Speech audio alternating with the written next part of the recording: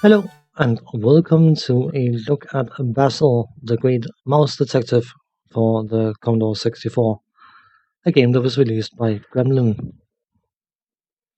Now, to give a bit of background about the character Basil, it needs to be mentioned that he lives in a very, very famous location. He resides in the basement of 221B Baker Street, and if that address does not ring a bell to you for some reason, it is the address of the most famous non existing detective ever, Sherlock Holmes. And of course, you could imagine, if you use quite a bit of imagination, that living in the same location as such a super genius could potentially rub off on the rodents in the basement. And Basil have adapted some of Mr. Holmes's deduction abilities, apparently. But you probably want the plot, and the plot you shall have. Dr. Dawson, Basil's friend, colleague, etc., has been kidnapped by the evil, vicious, nasty, long haired, ugly teeth Professor Vatican.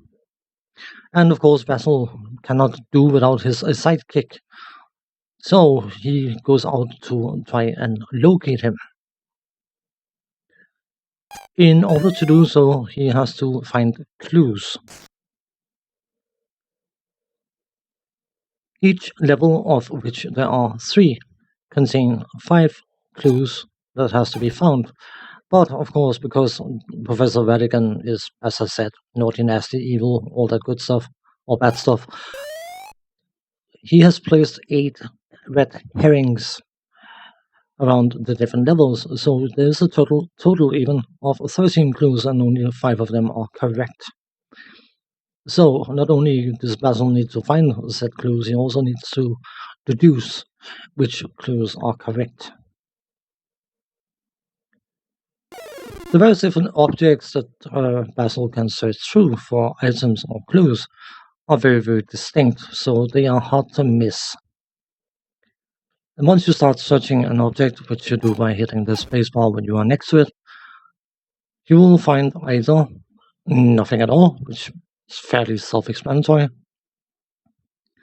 mousetraps, which can be dumped in the way of henchmen to neutralize them, cheese, which will restore Basil's energy fully, or one of the 13 clues. Once you have five items in your possession, you can hit the question mark key in order to allow the game to let you know how many correct clues you have discovered. Obviously, it doesn't tell you which ones because that would be too easy. So basically, you have to fill your pockets with ideally clues and then hit the question mark and be told that you have three out of five correct.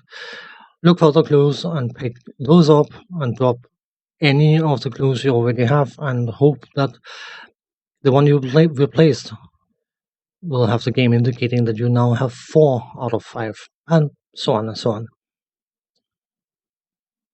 The fifth clue being gathered, you'll get a hint as to which location you need to go to move on to the next stage. If we go over the interface quickly, on the left side is a clock, that is a timer, that is very, very important. To the right of that, you have five boxes, which is the pockets of Basil's coat, trousers, whatever, I don't know. Underneath that, to the left side, you have the score. And underneath that, to the right hand side, you have Basil's energy meter.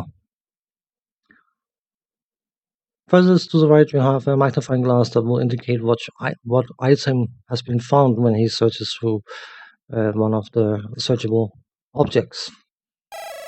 That is also where you are given the information as to how many correct clues you have gathered. From a graphical point of view, I think the graphics by and large works perfectly fine for what they're trying to depict. You get a sort of feeling of being in the proper setting, which of course is London's main streets, underground thing, whatever. And such backgrounds and that kind of stuff works perfectly fine. The objects you can search for, items and clues, are very distinct, as mentioned earlier, and easily identifiable, which is definitely a plus. The main character sort of looks like a mouse. I don't know how much he looks like a detective, but maybe I'm asking too much. The henchmen are varied, which is something that could easily have been done incredibly simple by just having one type of henchman running around.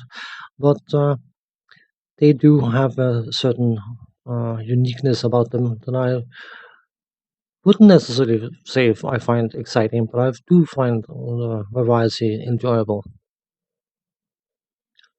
When it comes to sound effects, there are preciously few of them in this title, and those that are not particularly nice to listen to. They are informative, but outside of that, I find them rather lacking in overall quality. But unfortunately, that is nothing compared to the music, because the only music that is available in this game is the title music, and it is not particularly good or enjoyable. And being a huge fan of Ben Daglish and Rob Hubbard and Martin Galway and whatever else they might be called, I'm not leaving anyone out intentionally. I can't help but be incredibly disappointed by the overall sound quality, and I can't help but feel that Mr. Daglish didn't take this project particularly seriously because it doesn't sound like there's any soul in any of the sounds, neither the sound effects nor the music. Controls left, right, down and up will do left, right, down and up things as you would expect, and then you use the fire button to jump. You have to hit the spacebar in order to search for an item, and then you have to hit the question mark key in order to get information about whether you have the correct clues or not. I can understand using a key for the magnifying glass because why not? But having to use the spacebar in order to search through items, I feel is unnecessary when you could just have used down and fire combined because they don't have any other function. So to me, it kind of feels a bit like a weak attempt at aiding copy protection by having semi-convoluted control things confusing people. But what do I know? The general comments I read concerning this game is that the overall quality is not particularly high. But one comment stood out because the person commenting was more or less indicating that people were fools and in the wrong and didn't know how to play the game and blah blah blah blah blah blah blah. And I can sympathize to a certain point because that is exactly how I feel about the Amiga game called Gods. But I could spend an awful lot of time trying to convince people how wrong they are, or I could just accept the fact that we all have different tastes and leave it at that. The second option to me sounds much better for everyone. But Sherlock Holmes is all about the facts, so let's talk facts about this game. The control of the main character can be incredibly slippery, especially when you reach the edge of the screen. It feels like Mr. Basil is suddenly flying off for no apparent reason, so you could imply, indicate, whatever, that it is sort of a mouse acceleration. It's quite funky, wasn't it? Ha! Regardless, the clue finding, first and foremost, is not particularly exciting, but more so the clues are randomized in their location from game to game, so you can't just get a feeling for where the clues are and then go and play another game and go and seek them out. So essentially, in order to beat the level, you have to either have an incredibly good memory or you have to map the entire location in order to indicate where the searchable objects are so you can seek them out as quickly as possible. Because that clock in the bottom left side of the interface is not there, just there for show.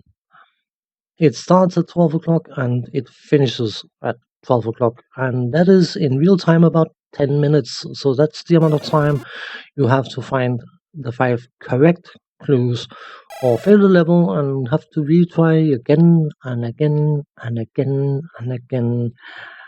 And depending on your patience, of which I have very little, that may not be particularly enjoyable. On that note, thanks for watching. Take care. See you next time. Bye bye for now.